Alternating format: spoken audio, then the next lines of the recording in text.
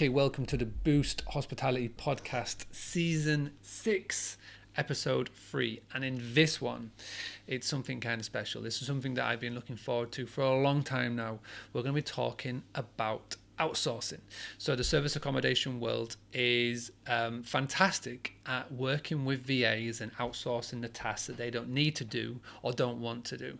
And this whole season is all about merging the two worlds together. So what do people in the SA world do well that hospitality could do better in, and what do people in the hospitality world do well that the SA people could learn about? And today is very much the former. So hospitality people, B&B, small hotel owners, one person rental properties, one thing that they try and do is try and do everything themselves. I'm a massive component of outsourcing. I have my own full-time VA. I've got VAs that I work with all over the world, and they help me improve my business. But what I see is that so many people try and do it themselves. This episode is all about the reasons why to outsource, about why to hire a VA, the benefits for it. A lot of the times it's a massive time-saving tool, but the people I'm going to talk to you today, David and Amanda of saangels.co.uk, show you that not only is it a time-saving tool, but it can also make you money as well, because you can have people working for you all around the world at all the times of the day, and it would cost you a fraction of the cost of if you were to hire somebody in your team, in your office, in your property from the same town or city of where you're based. David and Amanda, like I say, have been in the property game for a while. They actually have 4 companies now, and one of them is called SA Angels, where they have built a team all around the world that are experienced in all of the channel managers in every single scenario that your guest could potentially throw at you. So I wanted to get them on this podcast just to go about what they do, how they go about it, how they started in this, and we also share some fantastic tips on what to look out for when you first start to outsource, the biggest mistakes that people make, and make sure you pay attention to a bit of software and kit that Amanda recommends, because it could be potentially a game changer for you and your guests. So without further ado, please sit back and listen and enjoy Amanda and David talk about Lee. Just introduce yourselves, how you got into property, and more importantly, how you got into the world of helping business owners outsource. Okay, I kicked off with property in 1999, and I think Amanda kicked off with 2010 with your buy-to-let journey, and we built over the years. We built a steady portfolio of property, but nothing exciting, and just using traditional buy-to-let models. You're saving up the deposit, getting some modest cash flow. But we did pretty well because we caught a couple of decent upturns in market. So we did all right, but it pretty much kept us in the job. We're a married couple and co-directors. We run the businesses, and we've got 4 companies now: Claris Living, Claris Manage, Property Cube. We've just rebranded. We've got a coaching business, and we've got Claris Property Investments. And to break down Claris Manage, what you're interested in here, Mark, is Claris Manage breaks down into SA Angels and Made in the UK. SA Angels being a remote admin service to service accommodation operators throughout the UK, and Made in the UK is a housekeeping business, which just really predominantly works down the M62 corridor. So yeah, that's a potted version of what we've been doing in the last few years. Wow. So 4 companies, obviously you direct and run them all. How much of what you do and how much of being able to have 4 different companies do you attribute to being able to outsource and grow a team? It's really crucial. You need to outsource the jobs, take up your time, but I like low cost jobs to free up your time, so your time can be used on the more sort of higher level jobs. So it's just freeing time and leveraging time as much as you can do. I think we're going to really just scale it back and just go over some of the basics really of what outsourcing is all about. And there's a term that gets used a lot, specifically around groups that we're all a part of, and it's VA. So can someone just break down exactly what the term VA means and what outsourcing means? Okay, so VA stands for virtual assistant. Virtual meaning that they're not sat in the office with you. So with the advent of the internet and the ability for you to contact anybody anywhere in the world at any time. So the first time we outsourced was, I think it was when we were doing the purchase lease options, wasn't it, David? When we used Upwork. We used Upwork to go and find people to do jobs. And that's how we've been quite successful with it, because that's how we met Anna from Montenegro. And she still works for us now. So she worked for us on and off. She started scraping data for purchase lease options. She did a really good job with that. She started to research some data for me. And we've ended up taking her on full-time now. So she works for us full-time Montenegro. And I think it was about 4 or 5 years ago we met Harjot through Upwork, and he still works with us. We've built SA Angels with him. He's just recently this week he's emigrated to Canada, because Harjot was 4.5 hours ahead of us. Mm-hmm. He's now 4.5 hours behind us. Mm-hmm. So I've laughed and said that I'm going to start waking him up at 7 o'clock in the morning. Yeah, exactly. So, I mean, you've definitely hit the nail on the head there massively, is that the beauty of outsourcing and virtual assistants, and with the internet being just so easily, readily available now, you're able to when you want to hire a member of staff, you don't have to hire somebody from the local area. Again, you could do, which is all well and good, but you may not get the right person for what you need. And with like you say, countries like the Philippines and like India, where, I mean, I've been and traveled there, I know like the state of living and the state of pay is so less. So if you, it just ticks a loads of boxes for yourself, you can find a quality member of staff that can do the tasks that you need. And then for them, they can get a wage and a job satisfaction. But for the most part, the reason why I love outsourcing, because I've done it for years with Boostly and obviously the family business, is that I can set a task at say 6 p.m.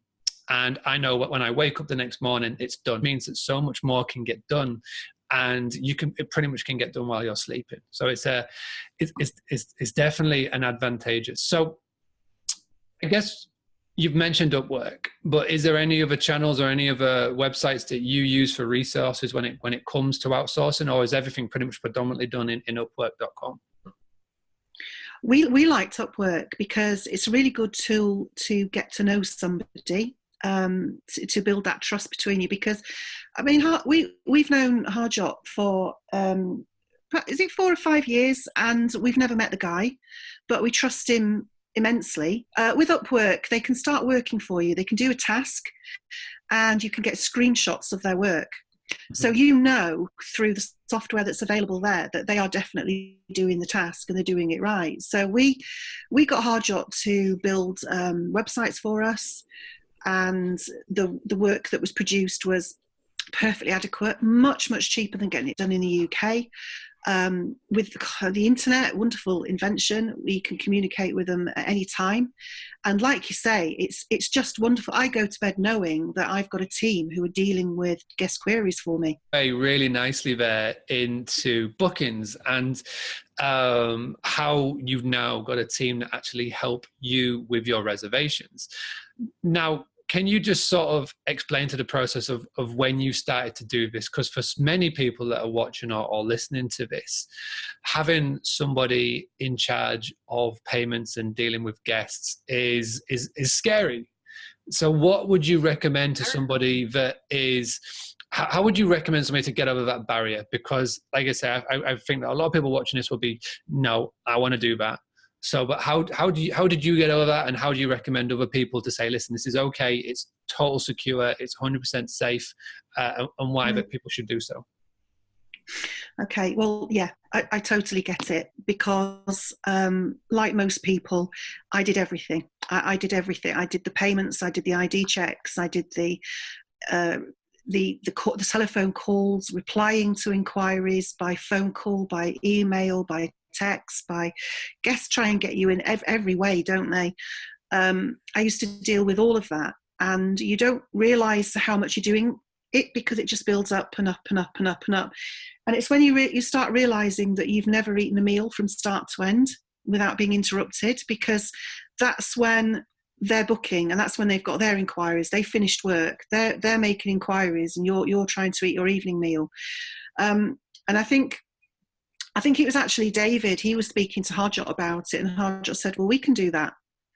And I'm like, "No, nobody's doing that. I'm doing that. Nobody's doing it. Nobody can do it as well as me." It's a massive mind shift to trust that somebody else can do that for you. You have to be realistic. Nobody is going to be as perfect as you. Nobody. But if you want to build your business, scale up, market your business, improve your business, grow your business, you have to let go of those little jobs. It was baby steps. It was just baby steps. I'd get him to check things. So I taught Harjot initially. I got him to do things that weren't really that important. And when he started to do it, I could give him something else. And he would do that. And then I would gradually give him something else. Baby steps, bit by bit. It's not perfect. It's never going to be a perfect transition. You have to be realistic. Nobody's going to be as perfect as you. Human error does still happen. Sometimes a system error goes down.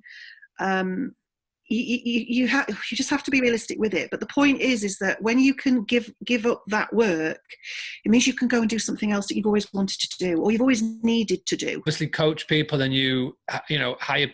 You work with people on how to outsource. What is the big mistakes that you see people make when they first start getting into outsourcing and finding people to work with? I think there's two mistakes that people make. They either don't let go and don't let those people help them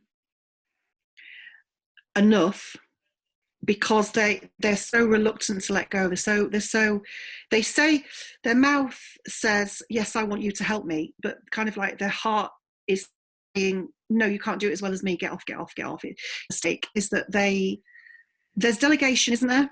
But then there's abdication. And they just leave a whole lot to the angels and run away. And when things go wrong, they start shouting about it, understandably so. They're upset. But we're not running their business for them. We support them. We can do a lot of things on our own, but it's their particular business, the way that they want things to be done. They might have a slightly different policy on, say, checking ID with guests, but they abdicate. They abdicate all the responsibility. They just kind of disappear. And my team have texted them, "What do we do about this? What do you want to do? A situation has happened. What should we do?" And there's no answer. There's no reply.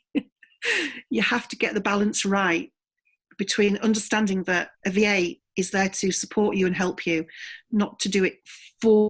Do you understand the difference? Yeah, definitely. No, 100%. And like you say, I think if you have the systems and the structure in it, and I think it's more of a mindset than it is anything else. If you're ready to let go and you're ready to get help, then the process is a whole lot smoother. You know, we have a client who said to us recently that he had 260 transactions, so 260 bookings that had arrived that month. At the moment, it's about 350, because it's a busy month, isn't it? June. Something went wrong with 10 of them. Something didn't quite go right, because you still for all of the automation that you've always still got an element of human sort of interaction there. 10 situations, something went a little bit awry, and it's too easy to focus on what can go wrong. So he said, I had to switch my mind, and instead of focusing on those 10 things that went wrong, I had to think, no, 250 times it went absolutely right, spot on, followed procedure, guests were happy, and I didn't deal with them.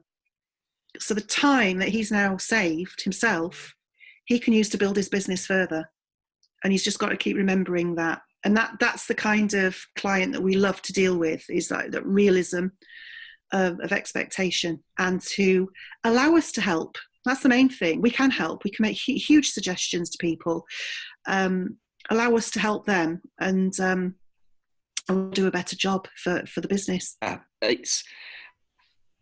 we're incredibly proud of these guys, and anybody really, who works overseas, because obviously the English language isn't their first language. So they're dealing with all different people, and also different people all over the world.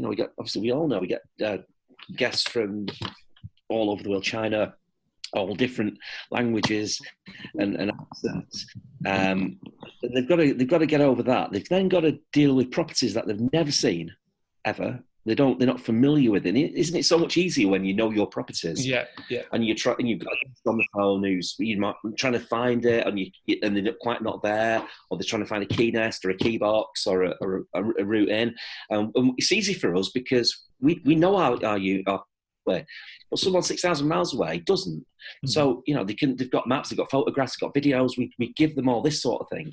But it's really, not like being there and it's being your own. Then they've got all the different channel managers that they've got to get their head around. Whether it's Beds24, Tollkey. Obviously now we're starting to work with Ziva, with clients, and just loads, Vivo, you name it. They've got to get their head around that, and then they've got to get their head around, everybody else's expectations and what they want to do, and everybody's a different client.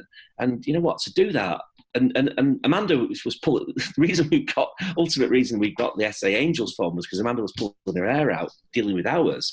You can imagine dealing with like 100 plus properties, or you've never seen them, for different people with different expectations.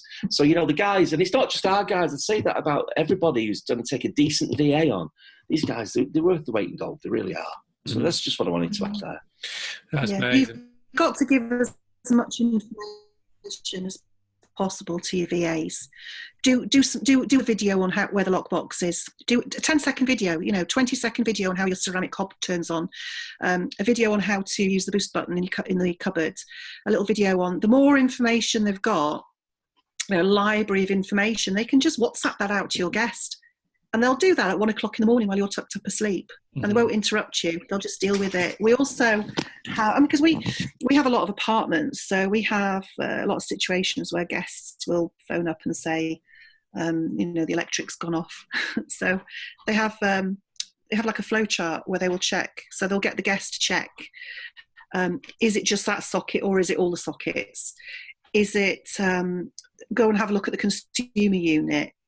Most people don't know what a consumer unit is, so we'll send them a picture of a consumer unit, check all the switches. Are they down? Are they up?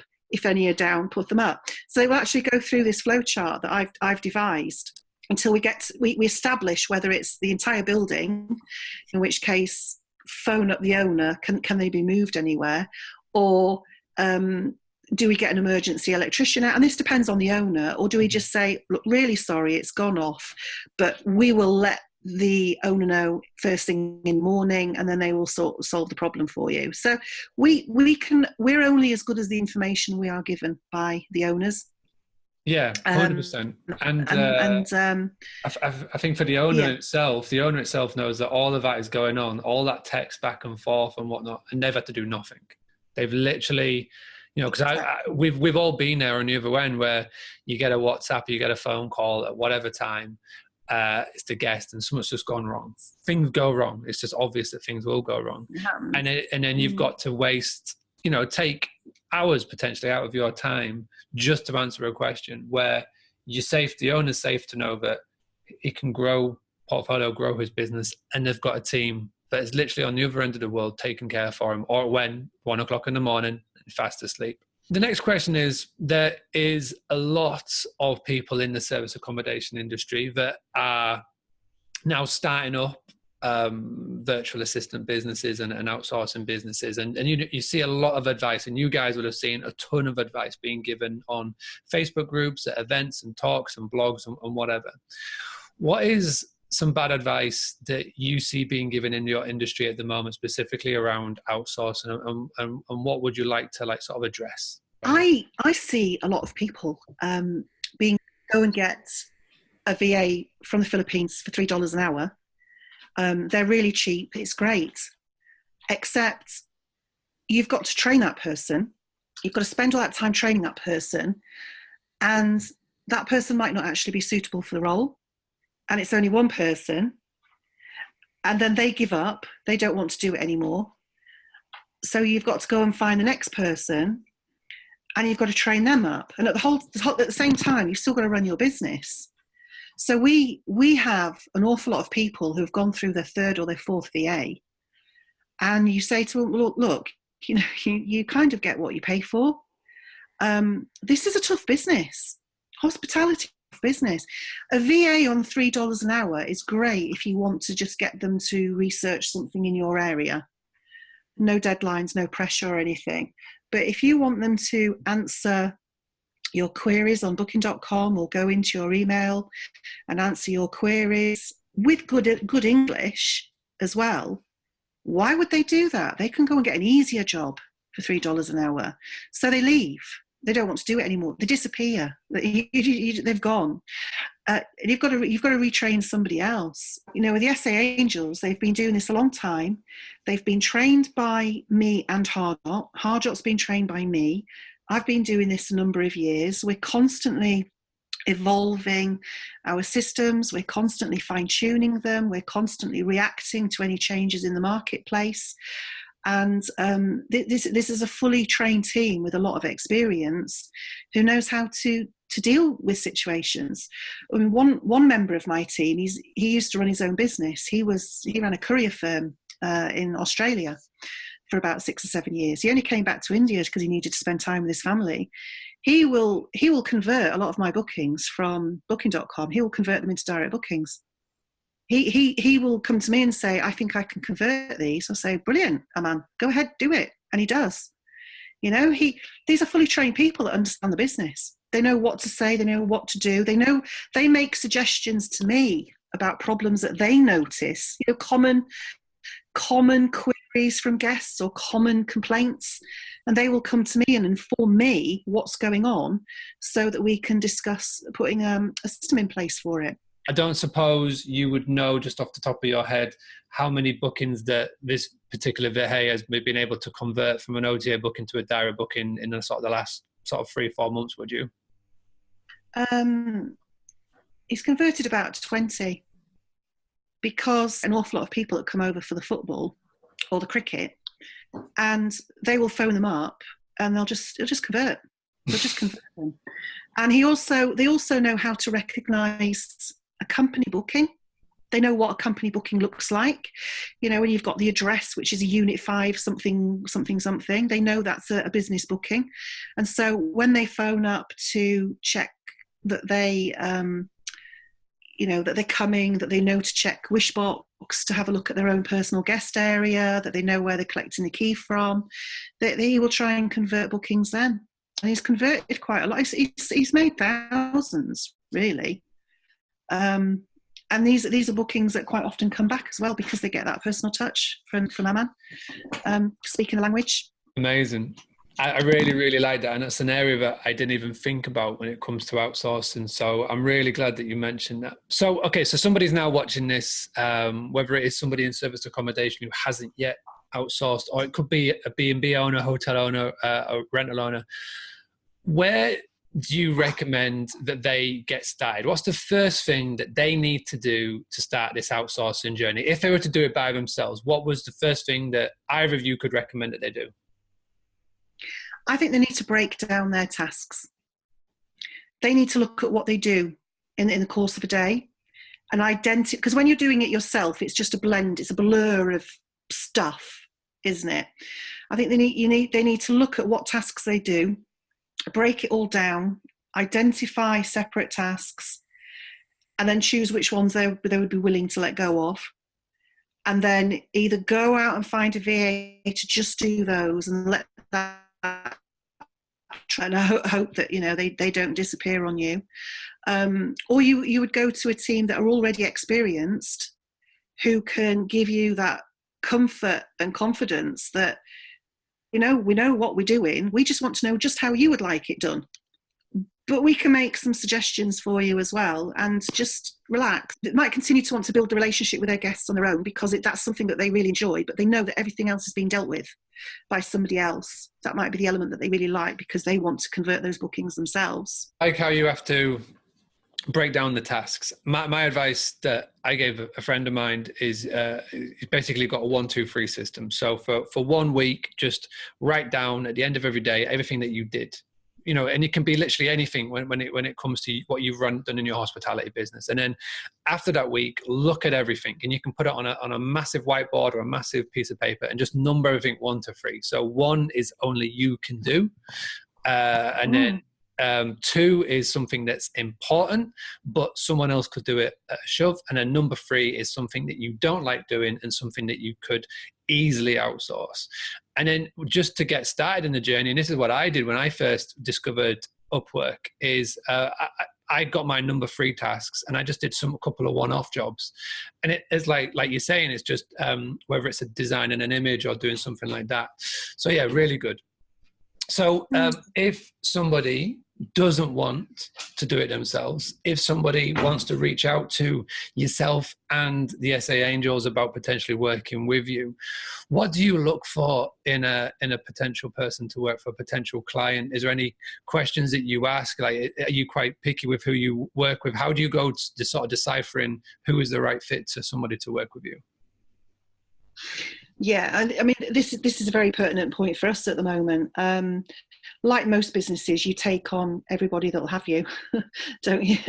And then you get to the point where, you know, the 80-20 rule, the Pareto principle, the 80-20 rule, you realise that sort of 20% of your business causes like 80% of your problems. So we do try and talk to people now to get some understanding of their expectation and what they think we can do to help them.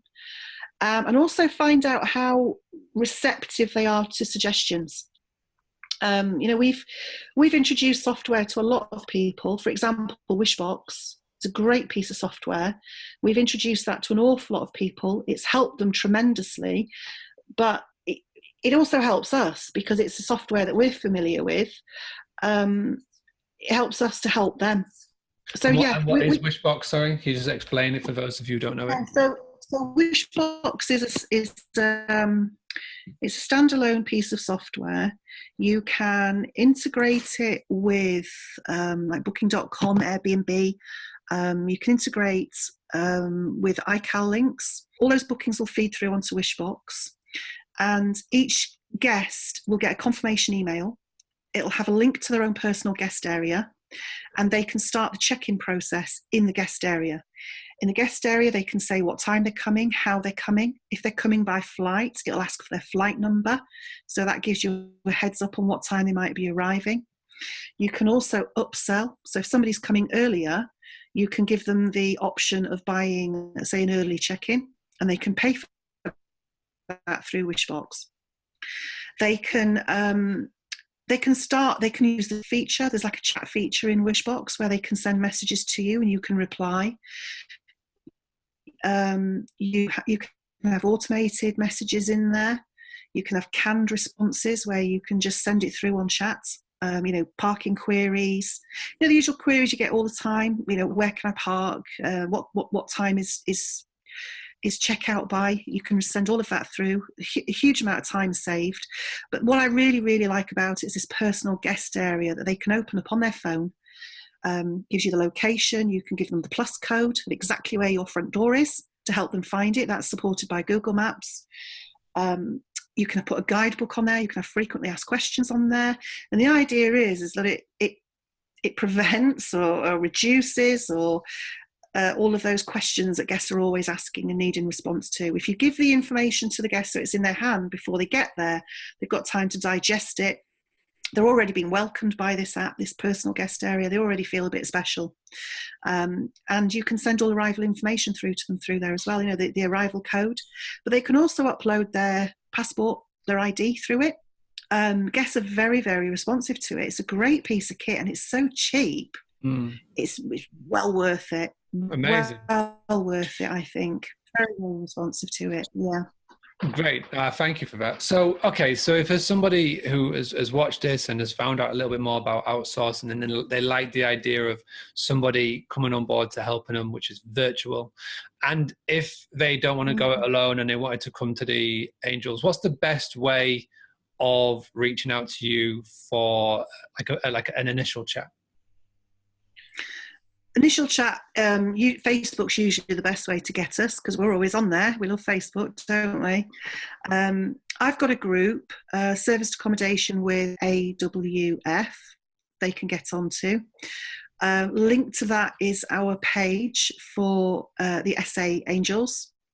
Or you could just make a friend of me, Amanda Walker Fernley, on Facebook. I would ask the initial couple of questions, and then we would get an email, and that would go through to Hardjot, and then Hardjot can discuss what the packages are, what the prices are, and whether that's something that's suitable for people.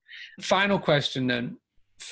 All the people that you've had come through, all the people that you do work with the initial questions that you ask, what seems to be their biggest pain point that they come to you and they go, David, Amanda, I need help because of...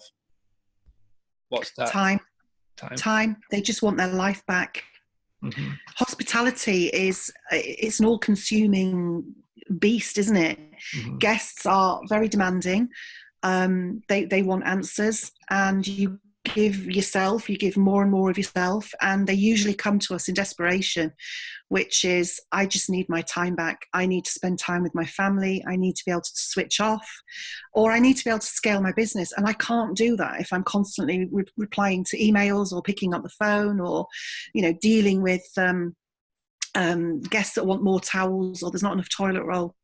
So, they just want their time back. And this is what it is. This is the Angels. It's a team that I'm using to leverage my knowledge and experience, and that will help other people as well, so that they can leverage my time, knowledge, and experience, so that they can go out and scale, build their business and make more money. What I really like is that you're talking about SA or property as hospitality. I think one of the big things that so many people in service accommodation that I've chatted to don't realize is that they're now in hospitality, whether they like it or not. They're no longer in the property game, they're in the hospitality game. And I think there's so many people, they go on these weekends, or they get these sales pitch, and they just get this word, or two words, passive income. And it's nonsense, because it's not passive income, it's anything but. Like I say, this is why it's so good to have businesses like yours and the SA Angels, because it can get a bit overwhelming.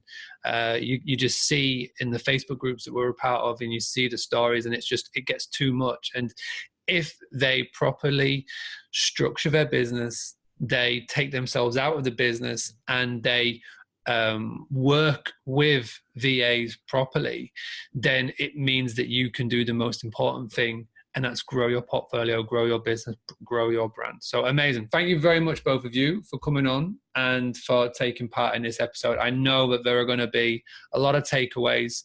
Okay, you two, it's been a pleasure. I really love that you guys have come on tonight to chat about all things service accommodation, all things outsourcing. Thank you very much to everybody that has listened. And if you have got any further questions on this episode that you would like to ask, then please just drop a comment below, or if, like I say, reach out to Amanda or David directly. And if you want to go and watch and listen to previous episodes of the Boost Hospitality podcast, go to boostly.co.uk/podcast. There's 5 whole seasons that you can download now and listen to. I'll be back very soon for episode 4 of the Boost Hospitality podcast, season 6, where we're talking everything service accommodation. One final thing before you leave, before you turn off your podcast, please can you go to iTunes and go leave one of those lovely 5-star reviews so more people can hear about this.